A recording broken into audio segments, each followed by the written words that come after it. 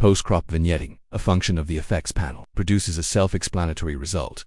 It reduces light at the edges, simulating the optical effect typical of high-aperture optics.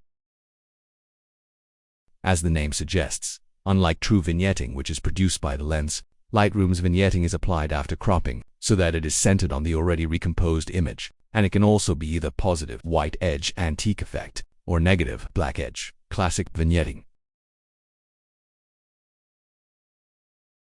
The effect is adjusted by 5 sliders. The first is amount, which determines the intensity of the effect.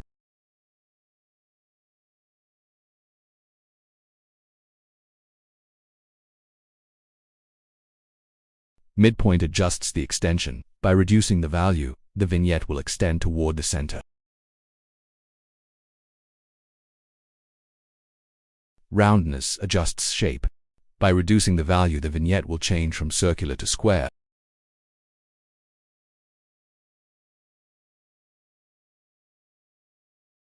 Feather adjusts the transition. Reducing the value will result in sharper edges.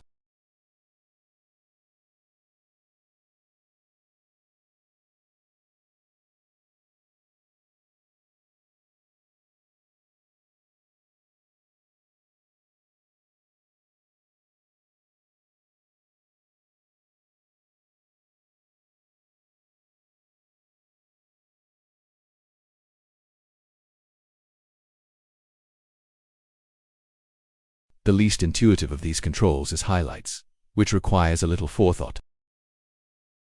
Lens vignetting would never go so far as to shield the sun, whereas Lightroom's vignetting function could do so, producing an unrealistic result.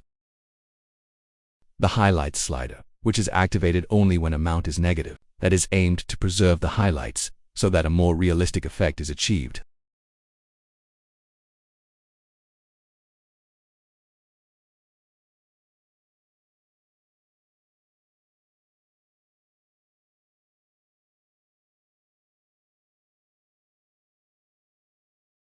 Another example.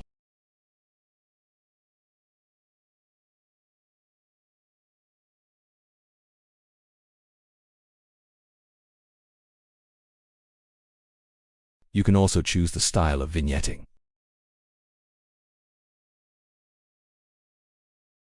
Highlight priority, color priority, paint overlay.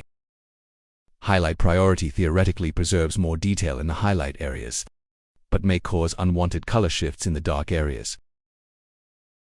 Color priority, on the opposite, privileges color, keeping it more faithful, but does not recover detail from very light areas. There are rarely any striking differences between the two. Paint overlay, finally, blends the original image values with white or black pixels, resulting in a more flat result.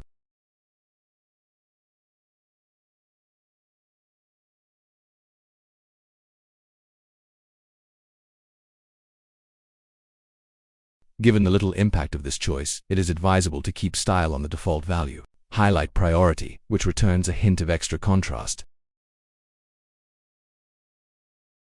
Please note, the highlight option cannot be used with the paint overlay style.